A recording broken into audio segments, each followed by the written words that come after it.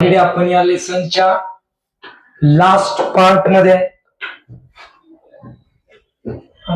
चला number 1 start करूया. लेसनचं नाव होतं वर्क अँड एनर्जी. ऑलरेडी या लेसन मध्ये बऱ्याच गोष्टी आपण बघितलेल्या आहेत. नाही असं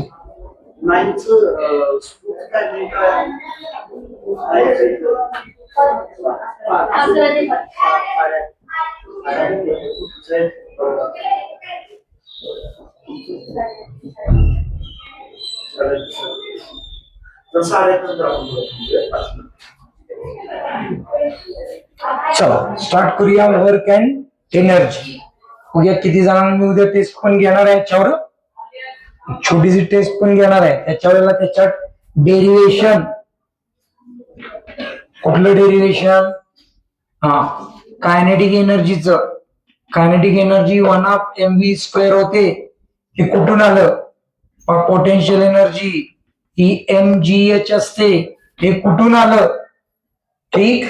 त्याच्यानंतर काय? Total energy. Total energy remains constant. हे कसं रिमेन्स कॉन्स्टंट राहतं? पॉइंट ए वर टोटल एनर्जी किती आली, पॉइंट बी वर टोटल एनर्जी किती आली, पॉइंट सी वर टोटल एनर्जी किती आली, काल केलेलं आपण सगळं विचारणार आहे मी. त्याच्यात जर आलं नाही ना तर मग मजा आहे, मग मस्त मजा आहे. मग बघूया आपण. चला स्टार्ट करूया. Work and energy. त्या लेसनचा शेवटचा भाग आपला आता चालू आहे. त्या भागामध्ये आपण काय बघणार आहे? पॉवर. काय बघणार आहे? पॉवर. ऑलरेडी या लेसनच्या लास्ट पार्ट मध्ये आपण पॉवर. पॉवर म्हणजे काय? तर एक क्वेश्चन विचारतो, बघूया किती जणांच्या लक्षात येतोय. एका माणसाचं वजन 60 kg आहे आणि एका माणसाचं वजन 40 kg आहे. पण 60 kg चा एक माणूस आहे, 40 kg चा एक माणूस आहे. दोघांची फाईट लावली, पॉवर कोणाची जास्त? 60 kg वाला माणूस जिंकणार, कारण त्याची पॉवर जास्त आहे. ठीक आहे, नंबर 1. नंबर 2, आता पळायची शर्यत लावली, कारण त्याचं वेट कमी आहे, त्याला कमी वेट घेऊन पळायचंय. आता पॉवर कोणाची पळण्यात? 40 किलो. मग 40 किलो जो माणूस आहे त्याची पॉवर पळण्यात जास्त. हाणामारीत 60 kg वाल्या माणसाची पॉवर जास्त. ठीक आहे, मग पॉवर डिपेंड कशावर आहे? मासवर डिपेंड आहे का वर्कवर डिपेंड आहे? वर्कवर डिपेंड आहे. वर्कवर डिपेंड आहे. एक पाण्याची टाकी आहे 500 लिटरची. तुला पाण्याची टाकी भरायला सांगितली खालून, तू बादली घेऊन गेला, खाली पाण्याला लावलं, नळ लावलं आणि तू घेतली बादली. तू बादली टाकली त्याच्यामध्ये 1, 2, 3 असं करत करत 5 तास लागले तुला एक पाण्याची टाकी भरायला. आता ऐक, पाण्याची टाकी भरायला तुला 5 तास लागले. आणि एक मोटर स्टार्ट केली, एवढीशी मोटर, बारकी टिल्लू मोटर म्हणतात त्याला, स्टार्ट केली. त्यानं 15 मिनिटात ती 500 लिटरची टाकी भरून दिली. पॉवर कोणाची जास्त? मोटरची पॉवर जास्त. बरोबर आहे. पॉवर कोण ठरवतं कोणाची जास्त? तर पॉवर वर्क डन ठरवतं. काय ठरवतं? Work done. Number 1. Number 2, work done म्हणजे काय? वर्क डन म्हणजे आपण बघितलेलं आहे की वर्क डन होतं म्हणजे काय. तर पॉवर ही गोष्ट कशावर डिपेंड आहे? तर 2 गोष्टींवर डिपेंड आहे. एक आहे वर्क डन वर डिपेंड आणि दुसरी आहे टाइम वर डिपेंड. लक्षात ठेव, कशावर डिपेंड आहे? टाइम. तर what is power? Power is the rate, the rate at which, the rate at which work is done. The rate at which work is done याचा अर्थ समजून घे. कुणी किती वेळात काम संपवले, हे वेळाचा संबंध आहे ना, हा रेटची संबंध आहे. ए नावाचा एक व्यक्ती आहे, त्यानं एक काम 3 मिनिटात संपवलं आणि बी नावाचा एक व्यक्ती आहे, त्यानं तेच काम 6 मिनिटात संपवलं.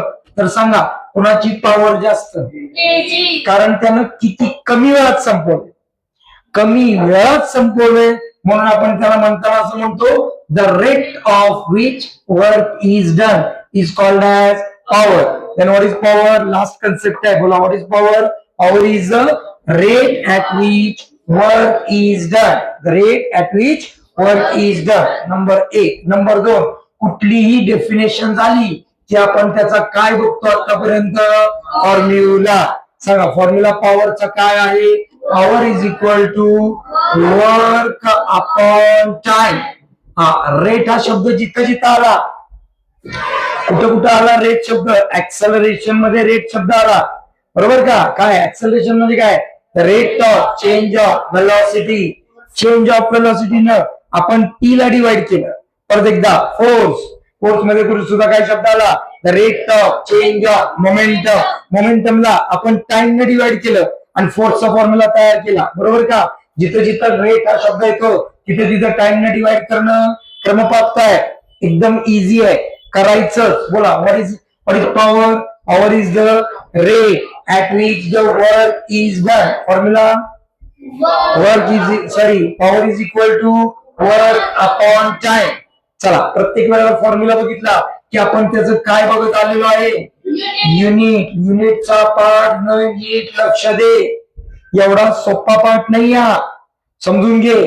हा याचं युनिट ऍक्च्युली काय असलं पाहिजे याच्यावर आधी चर्चा करूया.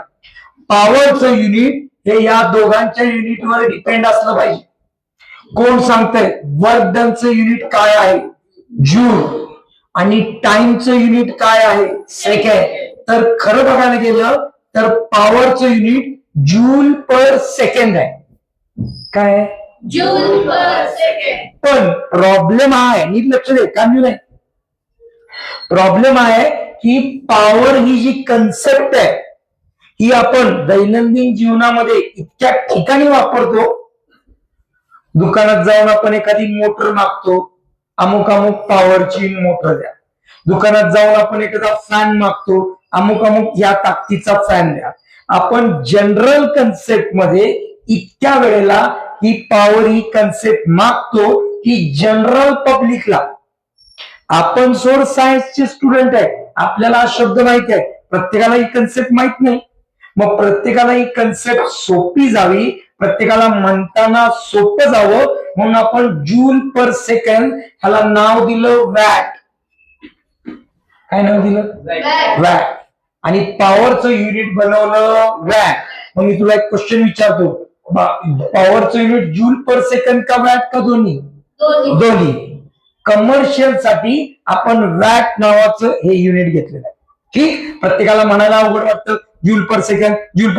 मला 1000 जूल पर सेकंडची मोटर द्या, म्हणायला कसं वाटतंय, बरोबर का? मला 746 जूल पर सेकंडची मोटर द्या, असं कोण म्हणत बसणार? कोणाच्या लक्षात राहणार? शेतकरी माणसं आहेत, गरीब माणसं आहेत, त्यांना कुठलं कळणार? 746 1000 जूल कोण, सेकंड कोण, ते आपलं सोपक्यात म्हणतात. काय म्हणतात? ते बाबा 10 वॅटची मोटर दे, 20 वॅटची मोटर दे.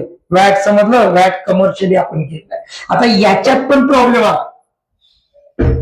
इंडस्ट्रीमध्ये काम घेऊन मी काय सांगायला लागलो ते, इंडस्ट्रीयल यूज मध्ये आपल्याला मोठ्या पॉवरचे इंजिन वापरायचे, मोठ्या पॉवरचे. मग मोठ्या पॉवरचे इंजिन सारखं कुठं म्हणत बसायचं? काय 1000 वॅट, 2000 वॅट, 4000 वॅट असं म्हणायला आपण इंटरेस्टेड नाही आहोत. फिजिक्स आपलं लाईफ हे सुखकर करण्याचा प्रयत्न करतं, इझी करण्याचा प्रयत्न करतं. म्हणून आपण अजून एक नवीन युनिट बनवलं इंडस्ट्रीयल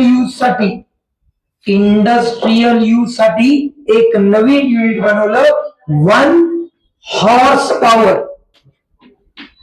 काय युनिट बनवलं? 1 हॉर्स पॉवर. त्या 1 हॉर्स पॉवरला तू जनरली म्हणतो HP. काय म्हणतो? HP. हा शब्द तुझ्या कानावर गेलाय का? 2 HP ची मोटर आहे आमची, 4 HP ची मोटर आहे, 5 HP चं आमचं इंजिन आहे. HP हे सुद्धा पॉवरचं युनिट आहे. मग सर हॉर्स पॉवर मध्ये आणि या वॅट मध्ये काय फरक आहे? म्हणजे काय त्याचा संबंध आहे? तर 1 हॉर्स पॉवर म्हणजे 746 वॅट, 746 वॅट. हे तुला माहितच असलं पाहिजे, पर्याय नाही. हा लक्षात ठेव एक एक एक गोष्ट. चल बोल, पॉवरचं पहिलं युनिट काय? Joule per second. General public साठी काय? Watt. इंडस्ट्री साठी काय? Joule. एक हॉर्स पॉवर म्हणजे किती? 746 watt. 746 वॅट. अजून प्रॉब्लेम यायला लागला. कमर्शियल यूज साठी.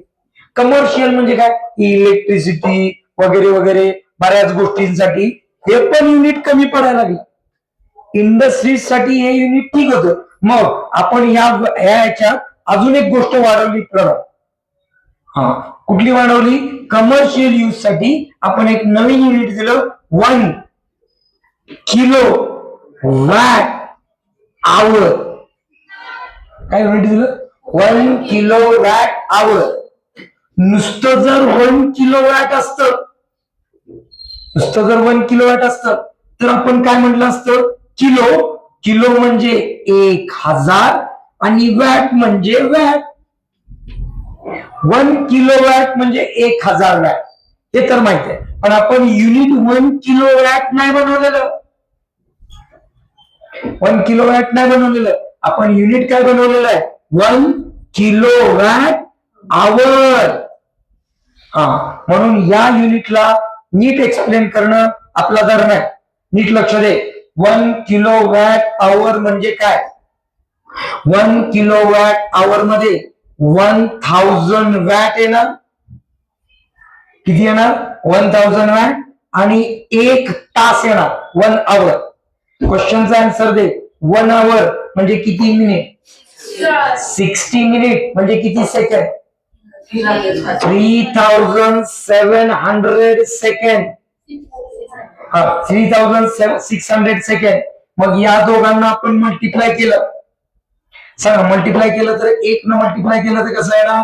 36. बोला काय? 1 2 3 4 5. 1 2 3 4 5. 1 2 3 4 5. 1 2 3 4 5.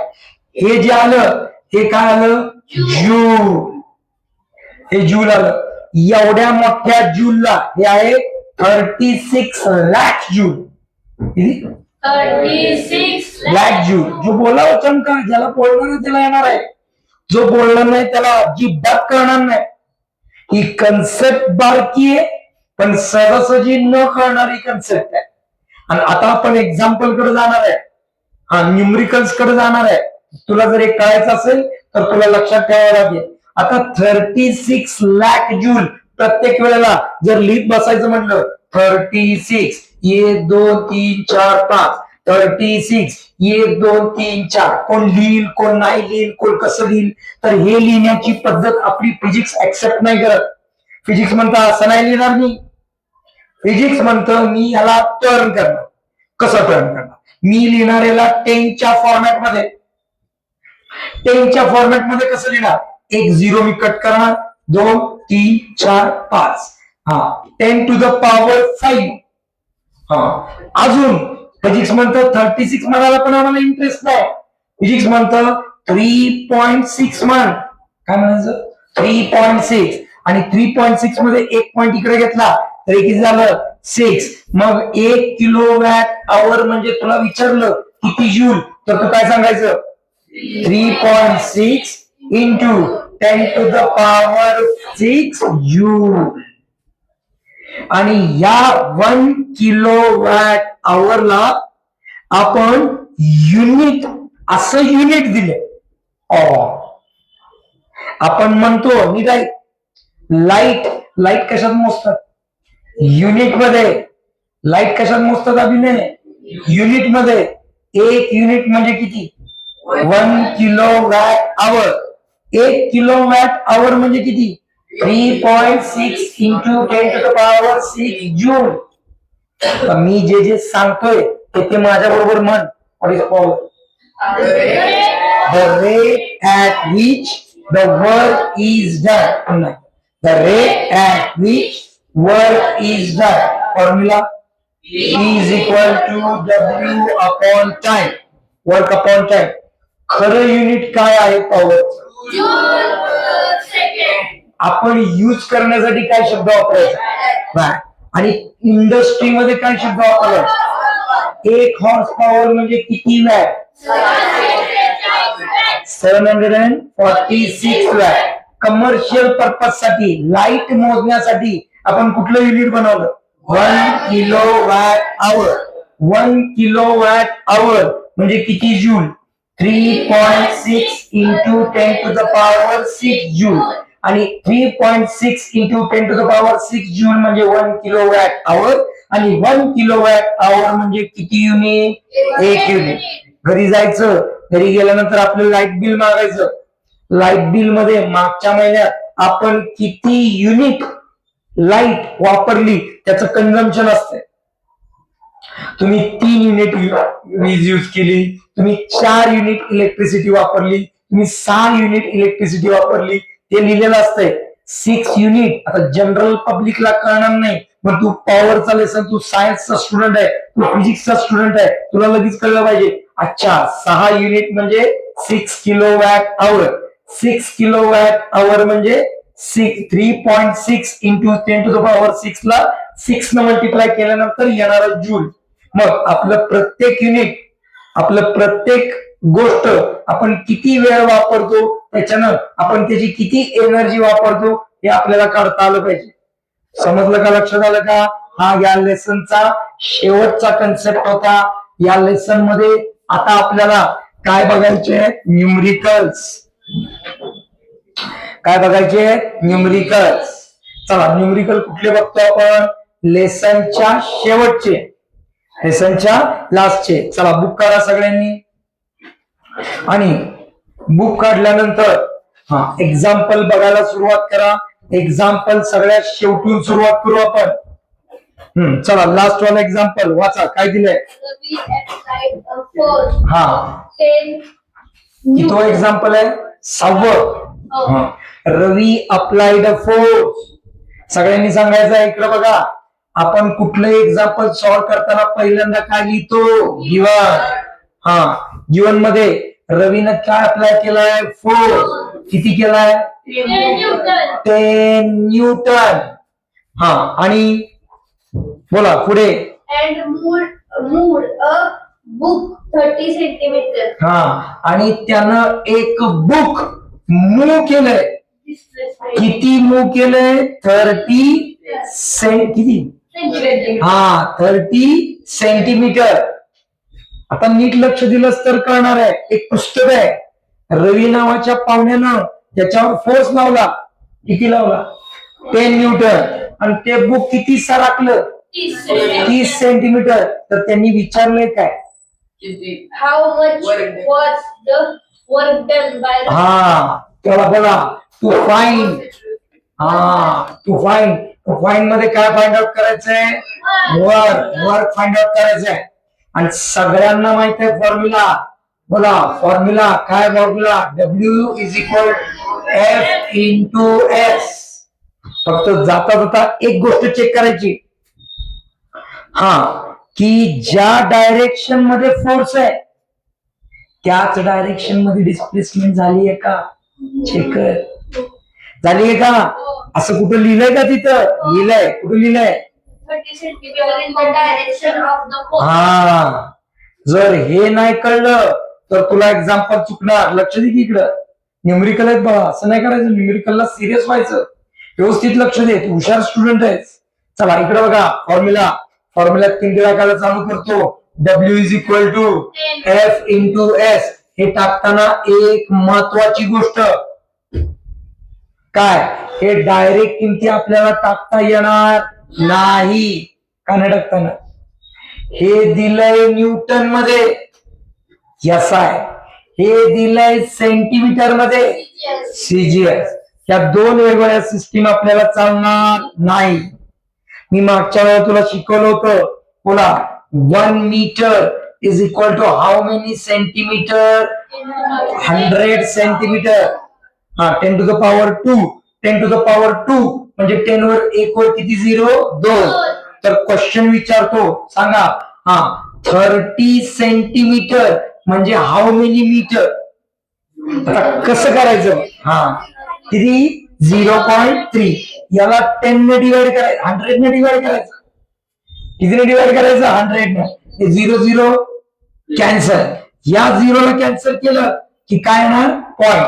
म्हणजे तू लक्षात ठेव 30 सेंटीमीटर म्हणजे 0.3 मीटर. मग तू व्हॅल्यू कुठली घेणार 30 का 3? 3 वाली व्हॅल्यू घ्यायची. बोला फोर्स किती आहे 10 इंटू डिस्प्लेसमेंट किती आहे 0.3. बोला W is equal to 10 into 0.3. बोला आन्सर किती आलं 3 काय joule. 3 joule is the work done. 3 joule is the work done. आले का उत्तर? किती उत्तर आलंय? Very good.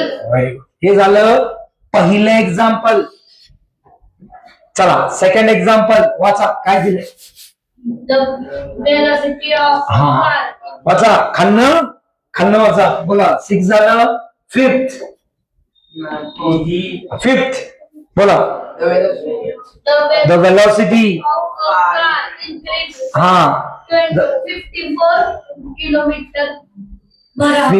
54 kilometre per hour एक कारची वेलोसिटी आहे. हा आणि ती काय झाली आहे इन्क्रीज झाली. किती झाली 72 किलोमीटर पर आवर इतकी वेलोसिटी झाली. म्हणजे आधी किती होती 54. नंतर किती झाली. 72. तर कोण सांगतंय 54 काय हा म्हणजे काय आहे यू. अगदी बरोबर आहे. पुढे बोल ही काय व्ही आहे फायनल वेलोसिटी. फायनल वेलोसिटी कशाने दाखवतो आपण व्ही ने. चल वाचत चल पुढं. How much is the work done if the mass of a हा मास ऑफ कार दिलंय किती 1,500 काय 1,500 किलो 1500 केजी. चला वया पुस्तकं बंद करा. लक्ष माझ्याकडे द्या. हा चला आता नीट लक्ष द्यायचं. हे वर्कचे जे वर्क आणि एनर्जी वाला जो पार्ट आहे ना त्याच्यात सरळ सरळ फॉर्म्युले नाहीये आणि बऱ्याच गुंतागुंतीच्या गोष्टी आहेत त्या तुझ्या लक्षात आल्या पाहिजेत. सगळ्यात पहिली गुंतागुंतीची गोष्ट बघा नंबर 1. हा ही एक कार चालली होती. एक कार चालली आहे. कारची इनिशियल वेलोसिटी किती आहे बोला बोलल्याशिवाय नाही. हा त्याची फायनल वेलोसिटी किती आहे 72 kilometer बरोबर आहे. मग आणि त्यांनी कारचं काय दिलेलं आहे काढायचंय काय ते झालं की work done. हा बोला टू फाइंड. Work फाइंड मध्ये वर्क डन. एक गोष्ट नक्की लक्षात ठेव वर्क डन म्हणजे एनर्जी. वर्क डन म्हणजे energy. तू मला परत त्रास देतोय. तुझं कॉन्सन्ट्रेशन 1 तास पूर्ण राहिलं पाहिजे. की तुला इथं बसायला सांगितलं होतं. वर्क डन म्हणजे वर्क डन म्हणजे Energy. एक कार मोशन मध्ये आहे तरी कुठली एनर्जी. एक कार मोशन मध्ये आहे, तर कुठली एनर्जी मोशन मध्ये असलेली एनर्जी कुठली असते कायनेटिक एनर्जी. कायनेटिक एनर्जीचं डेफिनेशन बोला the energy of an object because of its motion. Because of its motion. नेहमी लक्षात ठेव जी गोष्ट एका ठिकाणाहून दुसऱ्या ठिकाणी चालली आहे त्याच्यामध्ये कुठली एनर्जी कायनेटिक एनर्जी. कुठली एनर्जी कायनेटिक एनर्जी. लक्षात ठेव. म्हणजे इथं वर्क डन काढायला सांगितलंय का कायनेटिक एनर्जी काढायला सांगितली. Kinetic energy. कायनेटिक एनर्जी काढली की वर्क डन येणार आहे हे लक्षात ठेव. नाहीतर कळणार नाही तुला. व्यवस्थित समजलं पाहिजे. हा पाठ व्यवस्थित कळला पाहिजे नाहीतर अजिबात कळणार नाही. हा देताना दुसरी महत्वाची गोष्ट नंबर 1 वर्क डन काढायचंय. वर्क डन म्हणजेच काय काढायची आहे कायनेटिक एनर्जी. एक जरा हुशार लेवलचा क्वेश्चन विचारतो बघूया. कार ज्या वेळेला 54 किलोमीटर पर आवरने चाललेली आहे त्यावेळेला त्याच्याकडे असलेली कायनेटिक एनर्जी आणि कार ज्या वेळेला 72 किलोमीटर पर आवरने चाललेली आहे त्यावेळेला त्याच्याकडे असलेली कायनेटिक एनर्जी. या दोन कायनेटिक एनर्जीमध्ये फरक असेल का सेम असतील फरक असणार. बोला फरक असणार. फरक असणार. तो फरक म्हणजेच वर्क डन. तो फरक म्हणजे वर्क डन. म्हणजे माझं काम काय, मला कायनेटिक एनर्जी काढायची आहे.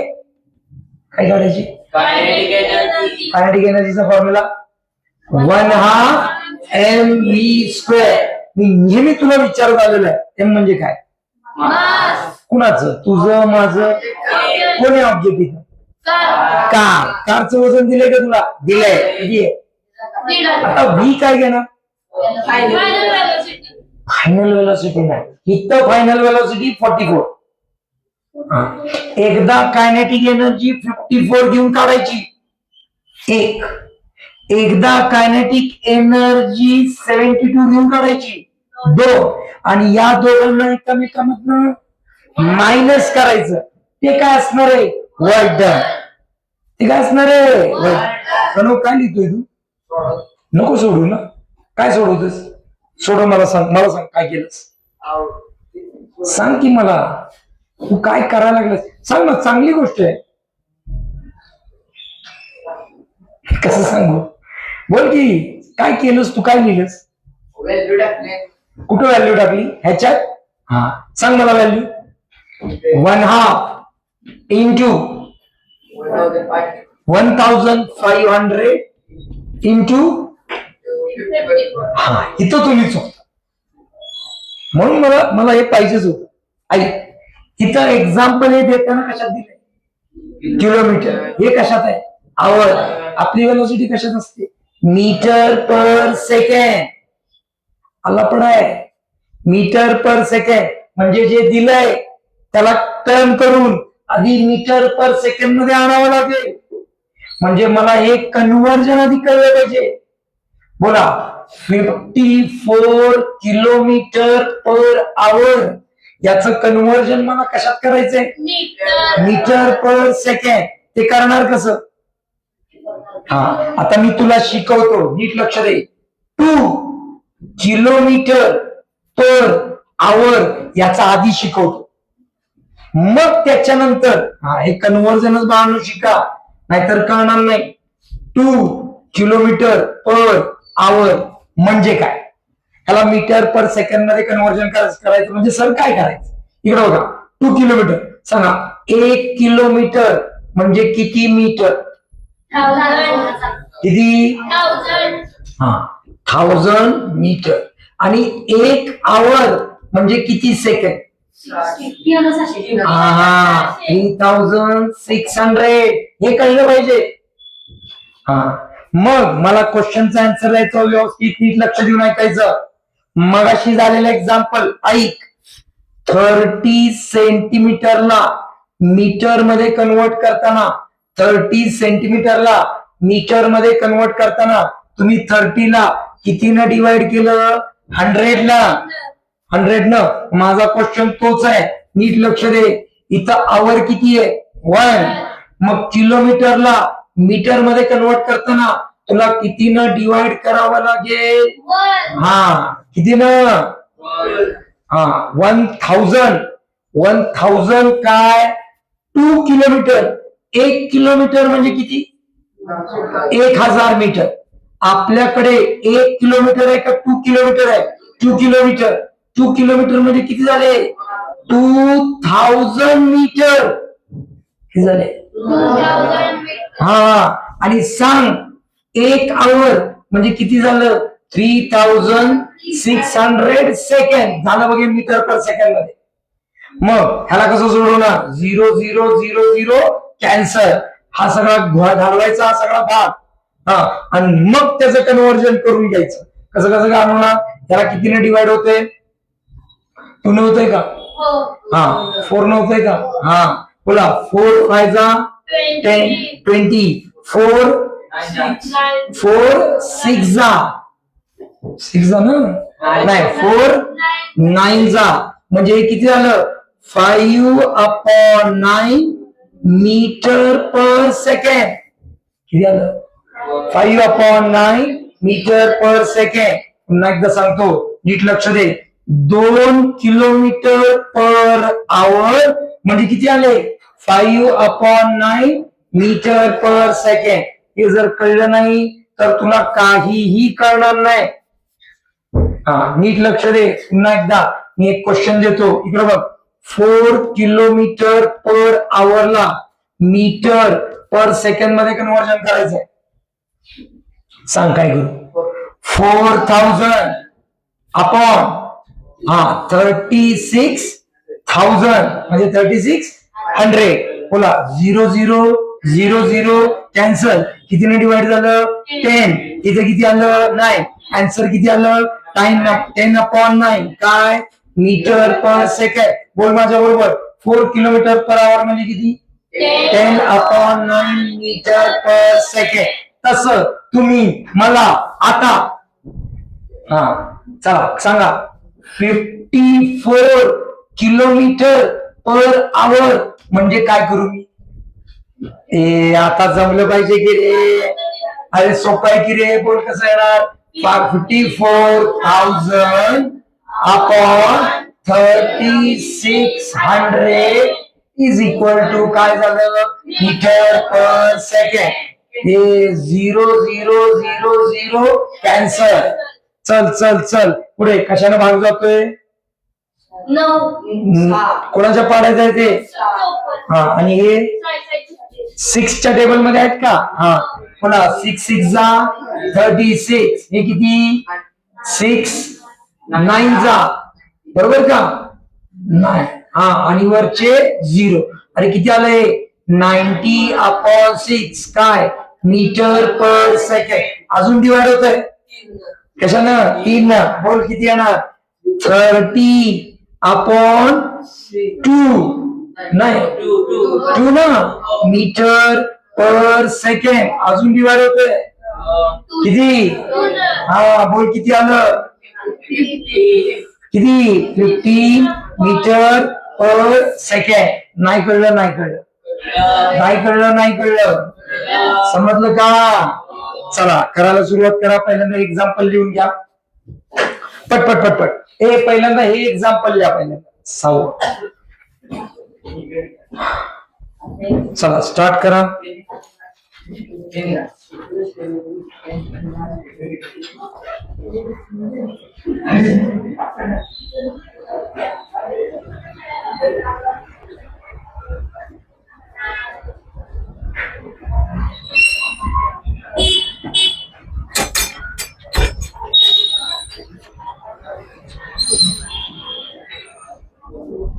कुठे गेले सगळे?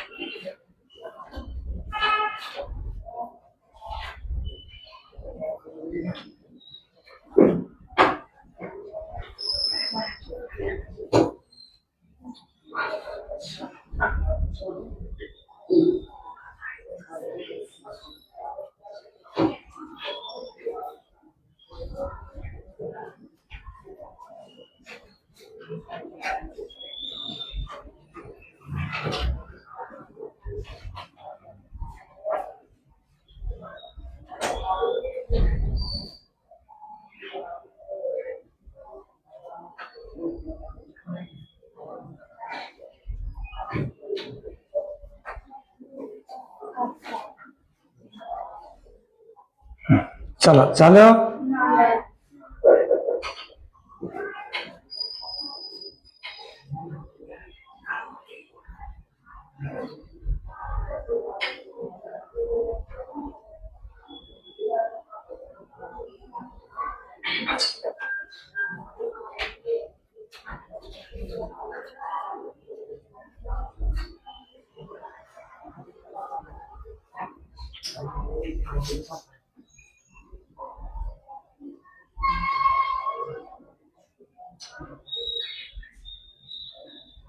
किती आन्सर आलं?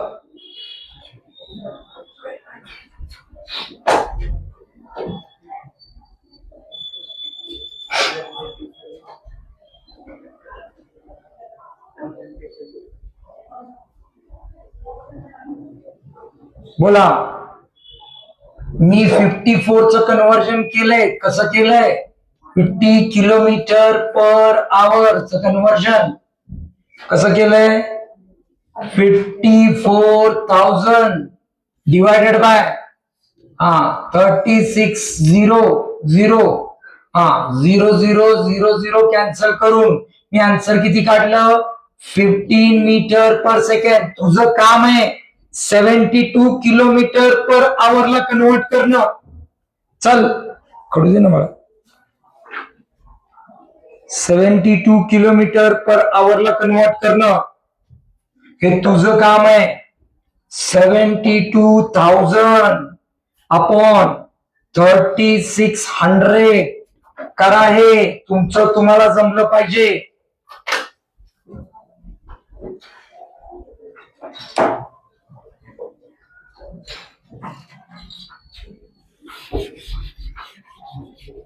कन्वर्जन आधी करून घ्या. मीटर पर सेकंड.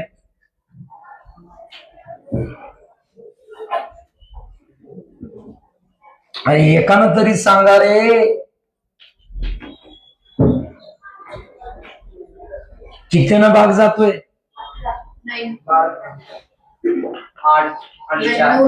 9 न जातोय. 12 न पण जातोय.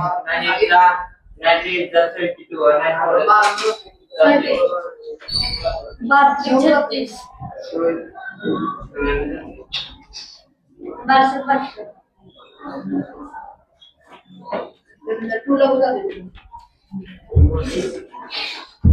किती आले? 60. म्हणजे हे किती आलं? 20 मीटर पर सेकंड. कुणी काढले का? 20 मीटर पर सेकंड. बघा. Very good. हे कन्व्हर्जन आपल्याला जमले पाहिजे. आता कायनेटिक एनर्जी काढायची आहे. कायनेटिक एनर्जी बोलो. कायनेटिक एनर्जीचा फॉर्म्युला 1/m(v²) च्या तिथं काय लिहितो? u². मुळाकारणी काढायची. बोला. बंद करा पुस्तक. 1/m किती घेऊ? 1500 इंटू u ची व्हॅल्यू आता कुठली घ्यायची? ती घ्यायची का ही घ्यायची? ही. 15 मीटर पर सेकंड. बोला कसं करणार? 2 1 2. बोला 2 1 2. इथं किती येणार? 750. 1500 च्या निम्मे. अरे 1500 निम्मे किती? 750. डोकं वापर जरा. आता तुझं काम आहे मल्टिप्लिकेशन करणं. कर लवकर. 750 इंटू 15 करावर. पेन चालवा. थांबू नका. न्यूमेरिकलला गडबड करू नका. न्यूमेरिकल जमले पाहिजे. शाबाश. मल्टिप्लिकेशनची वगैरे प्रॅक्टिस इथं झाली पाहिजे. नाहीतर तुम्ही सपला. यूचा काय? स्क्वेअर. याचा पण काय करावं लागेल? स्क्वेअर. म्हणजे काय? 750 इंटू 15 चा स्क्वेअर किती? 225. किती येते बघ? 750 इंटू 225. बघूया कोणाचं लवकर येते. किती आलं? 1687.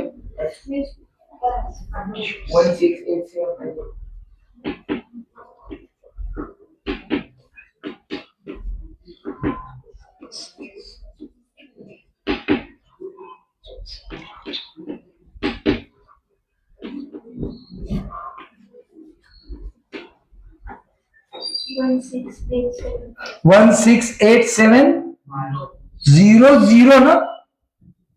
सॉरी 50. 168750. अरे आया क्या? बोला 168750. ठीक. ही कुठली एनर्जी आली? कायनेटिक एनर्जी इनिशियल वेलोसिटी घेऊन. काय चुकलं? हा, आता तुझं काम आहे इकडे बघ, कायनेटिक एनर्जी ही घेऊन. चला, kinetic energy is equal to 1/m v² घेऊन. v² घेऊन, v च्या तिथे काय करणार? 20. चला वर, हे सोपं आहे. चल, हे सोपं आहे. चल झालं, शाबाश पट्ट्या. न्यूमेरिकलला ऐकत नाही बघ तू, फक्त मी सांगतोय तसा वाग रे. तुला कुठल्या कुठे घेऊन जातो बघ मी. 1500 इंटू v² म्हणजे कोण? 20². काही जण अजून लिहितच बसल्या, तिकडं आलं पण.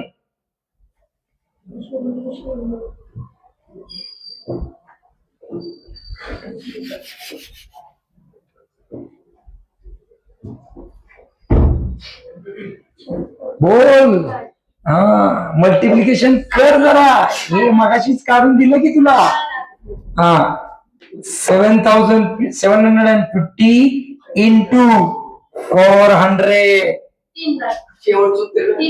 मिळालं. शाबास पट्ट्या. याचा आन्सर किती आलं सांग जरा. किती? 1 2 3 1 2 3 24 2. अरे बरोबर आहे. 3 लाख आले का? 3 लाख ही कायनेटिक एनर्जी आहे. जूल. तुला हे आन्सर काढायला सांगितलंय का वर्क डन काढायला सांगितलंय? हा, वर्क डन. मग वर्क डनचा फॉर्म्युला काय होणार? ही एनर्जी मायनस ही एनर्जी. हा, ही कायनेटिक एनर्जी मायनस ही कायनेटिक एनर्जी म्हणजे 3 लाख मधून एक 16 लाख. 16 लाखच आहे का? नाही, 1,68,000. हा, 1,68,000. हा, 750 मायनस कर. चल बघ किती येते. 13 12 40 40 नाही 50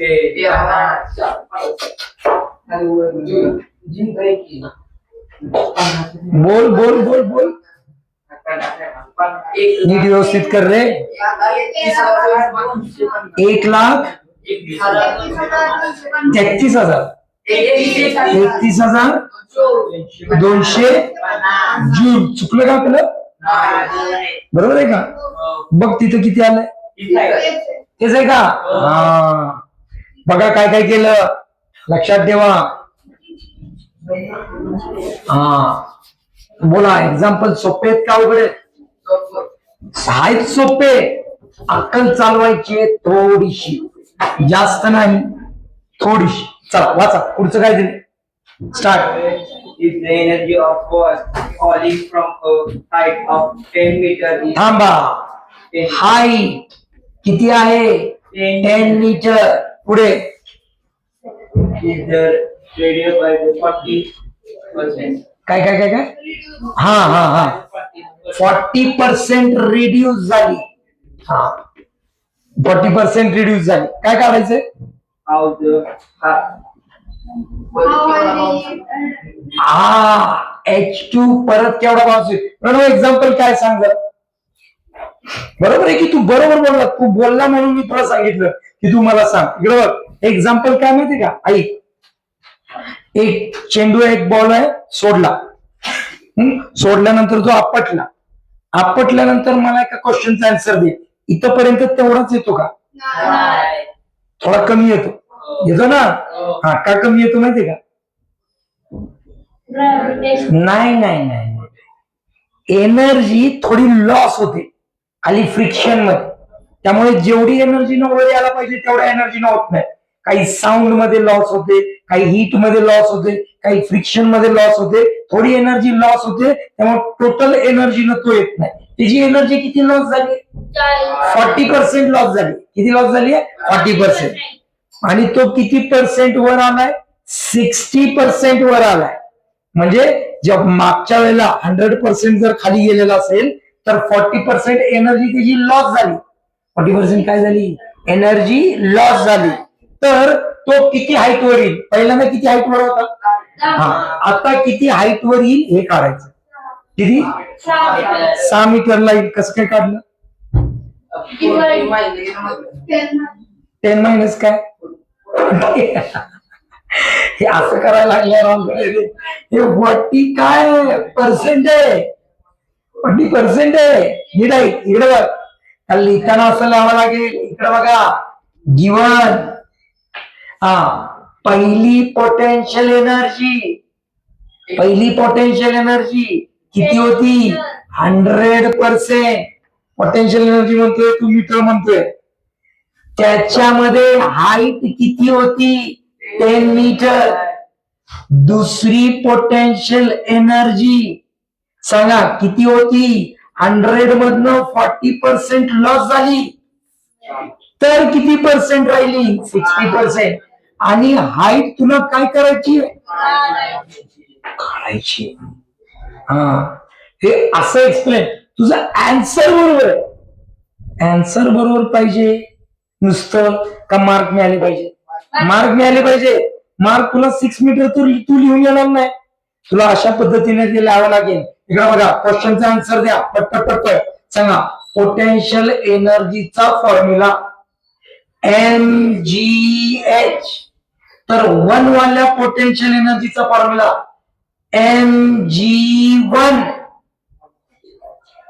mg1 आता जसं हे काढलं तसं सांगा पोटेन्शियल एनर्जीचा फॉर्म्युला mgh अरे 2 वाल्यासाठी फॉर्म्युला mgh2 हा हे कळलं पाहिजे आता ऐका समजलं पाहिजे हे एक्झाम्पल कळणं अत्यंत इम्पॉर्टंट आहे इकडे बघा पोटेन्शियल एनर्जी सेकंड ही पहिल्या पोटेन्शियल एनर्जीच्या किती पर्सेंट आहे 60% आहे 60% आहे म्हणजे किती ना डिवाइड करायचं 100 न डिवाइड केलं तर हे किती आलं 6.6 आलं काय आलं 0.6 हे तुला कळलं तर सगळं तुला कळलं पोटेन्शियल एनर्जी ही पहिल्या पोटेन्शियल एनर्जीच्या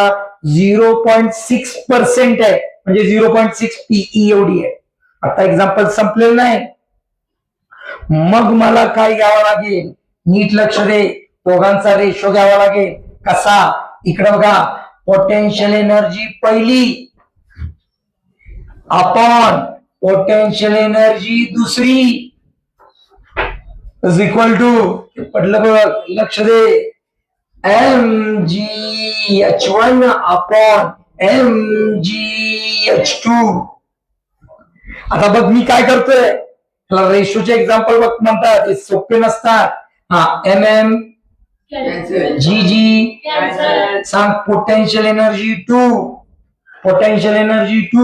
ही पोटेन्शियल एनर्जी किती आहे हा Pe1 अपॉन बोले Pe2 चा आन्सर किती आहे 0.6 Pe1 इज इक्वल टू काय आलं H1 upon H2 Pe1 cancer काय राहिलं 1 upon 0.6 is equal to H1 किती आहे 10 H1 काय काढायचंय H2 काय होणार क्रॉस मल्टिप्लिकेशन हे H2 इकडे येईल इकडे जाईल बोला कसं दिसणार H2 is equal to 10 into 0.6 सांगा H2 इज इक्वल टू 6 काय तू नुसतं 6 म्हणशील तसं नाही येणार यामुळे सगळं लिहावं लागतं तर मार्क आहे हा तर इझी आहे आता बघूया किती एक्झाम्पल लगेच कळतं इकडे बघा मी म्हटलं असतं की लॉस 30% आहे किती आलं असतं एक्झाम्पल लगेच आन्सर लगेच येणार आहे पण आपल्याला नुसतं आन्सर काढायचं आहे का सगळं लिहायचंय हा चला 40% लिहून घ्या सगळे उद्या